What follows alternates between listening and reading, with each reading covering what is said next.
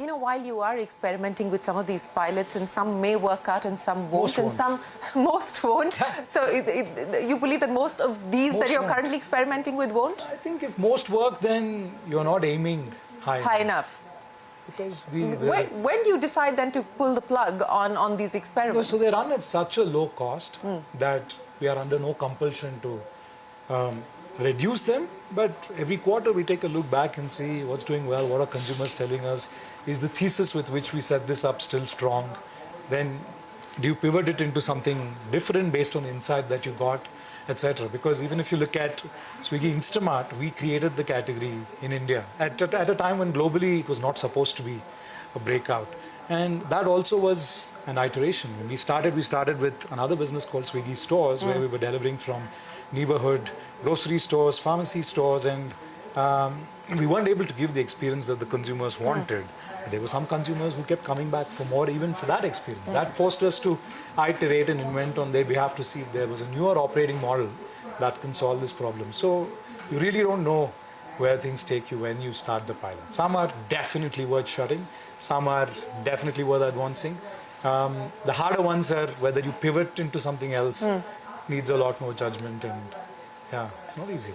Well, you know, I would imagine that it's not easy. But speaking of the road ahead and you know, ways of being able to monetize the business, I mean, both Swiggy, Zomato, you've got a platform fee now. You've got a fee that you charge your restaurant partners as well, and you also have a regulatory headwind in the form of the government saying that, look, it's a service and you need to pay 18% GST. So both on the monetization aspect as well as the regulatory headwinds, how do you see both at this point in time? I'll take the regulatory one first. We are a three-party marketplace connecting consumers, restaurants, and delivery partners.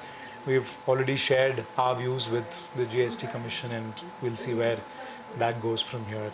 Outside of that, I think there are always iterations. Like you mentioned, monetization, and these are all, I mean, still 3-6-month-old iterations. So we actually have had, I think these are experiments that will continue in pursuit of what works. No, but I just want to go back to the GST issue, because you said that you have made representations to the GST authorities saying why you ought not to be taxed. What's the response been? Because so far they seem to believe quite emphatically that you need to pay. Right. No, we don't have any new updates at this point. Okay, no new updates that have come in from the GST authorities. But on both the you know, the NRAI coming out and saying that this new restaurant collection fee is a distraction that is best avoided, how do you respond to that?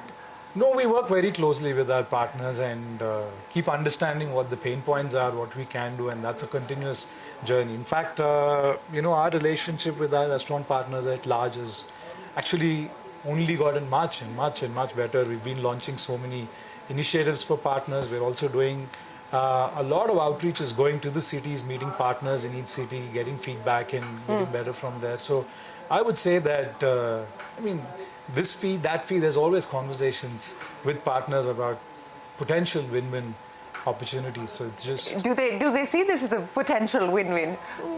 There's always other things also that are going to be more beneficial. We've done some jumpstart programs. There's always incentives that we launch for partners, let's say in our India Next geographies, where we've gone on many things. So on the advertising revenue side, because that seems to be again a fairly decent chunk of money coming both Zomato as well as your way. What's the outlook on that front? Well, I think if you look at overall in marketplaces in general and advertising, I think even Amazon's shown the way that there is a huge headroom. I think 7-8 years back, it was nowhere on the radar, and now it's a very meaningful part of the profit line item. So I think we also have made a lot of progress over the last 1-2 years. And I think there's still a lot more headroom in the next 2-3 years. But it will need tuning into partner needs a lot more and understanding segments, sub-segments, a lot of these that... So what is the revenue contribution today, for instance, and where would you believe it could potentially be? So I can't comment on the advertising business separately. There's overall economics that it is a part of. We don't classify it as a separate business, just a part of the food. But it's proving to be significant? 100%. Have been seeing very strong growth in the last 1-2 years. Okay, so let's talk about penetration from here on, given where you find yourself, given the traction that you see in the market. You know, where do you see yourself in the next 3 to 5 years, for instance? No, I think Shreen, we is operating in the top, I guess, close to 200 million consumers for the country. That's our target segment for most things that we do. With food delivery, we've seen meaningful penetration already, and a lot of the growth will not just be a function of more penetration, but also more occasions and use cases for the existing consumers to grow their business on the platform. But Can you replicate the New Year Eve kind of moments? I mean, you know, record sales That's coming right. in for you as well as for Zomato. That's right. You know, can we see occasions like that being replicated through the year? What do you do about that? In fact, that's what we've been seeing in the last year. I think until 2023, Father's Day, Mother's Day weren't like massive occasions, but last time we were taken by surprise how much some of these are converting into real consumption occasions, whether it's for food delivery or for Instamart. So I think there's one, of course, festivals and how you think about tapping into festive events and offering a nice purpose-built consumption occasion for the consumer. But even outside of that, there can be occasions and needs outside of just festive events. You may want to gift something, you may want to order for someone else, you may want something more affordable, you may want something that is more tuned in for like a good snacking experience at evening. All of these are consumption occasions. So only the events are only one part of the consumption occasion. But in terms of penetration or further penetration from here on, you know, what are we talking about in terms of the headroom for growth, both on the Instamart side as well as the food delivery side? And do you believe on the food delivery side, we may start to see things slowing down given the pace of growth that we've already come off? Well, it has slowed down already from previous highs, but I think it's expected to be there for at least the next 4 or 5 years. So it's not going to slow down further basis how we see it. I think it's also... And you think the slowing down is only a function of the fact that you've addressed the current addressable market? Correct. And has there been a disconnect between what you thought the addressable market would be and what it's finally turned out to be? I wouldn't say so. No? I wouldn't say so. We were always clear that this is for the top 150, 200 million consumers.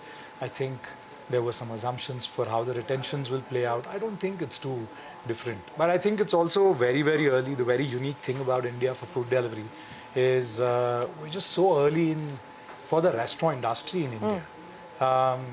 Like groceries, for example, 50 times the organized restaurant industry in India, unlike any other place in the world.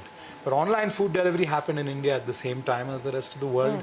So I think what that means is that we're not just growing online food delivery, but at some level also growing the restaurant industry a little bit because we just joined the wave so early. So the next 10, 20 years, I think as GDP per capita expands, discretionary income means the restaurant category is going to grow exponentially. So I'm very, very sanguine about it. If that's the hypothesis, and I think that's the bet that everybody's 100%. making, that we are going to see this consumption boom take off, especially if we see a jump in per capita, what will that mean in the kinds of bets that you make for the future?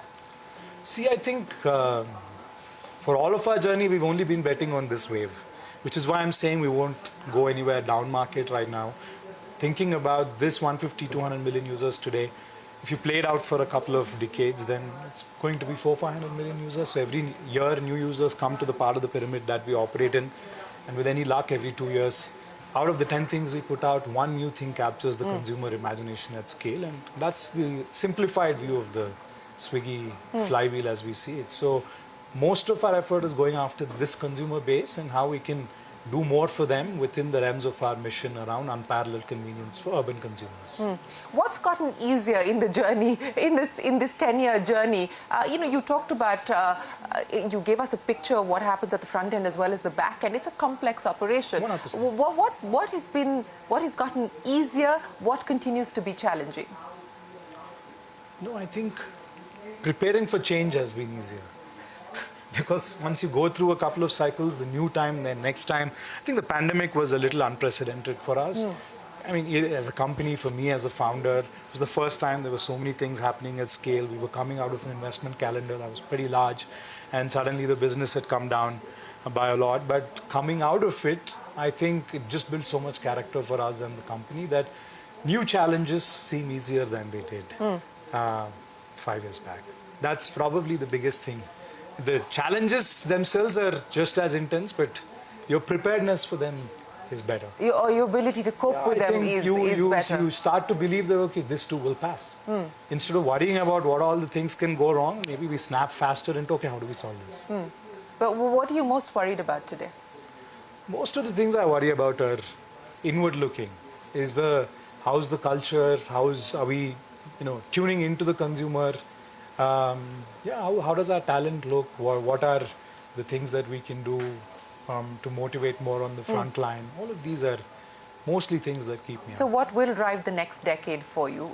From a people perspective, from a tech perspective, from a penetration perspective, from a growth perspective, what will be the pillars of the growth strategy over the next 10 years?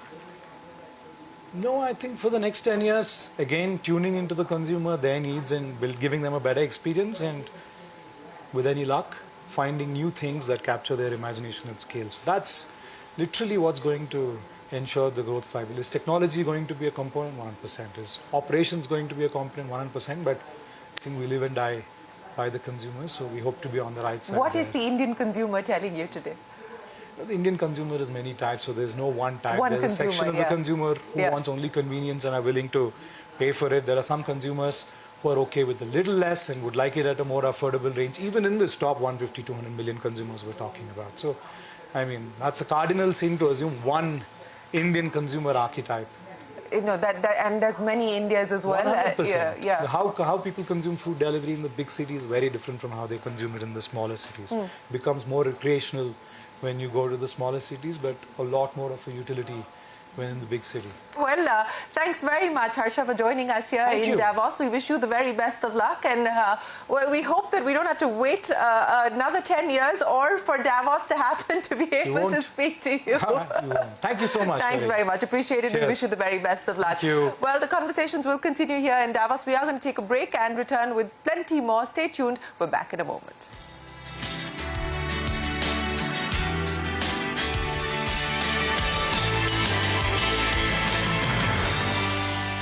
Presented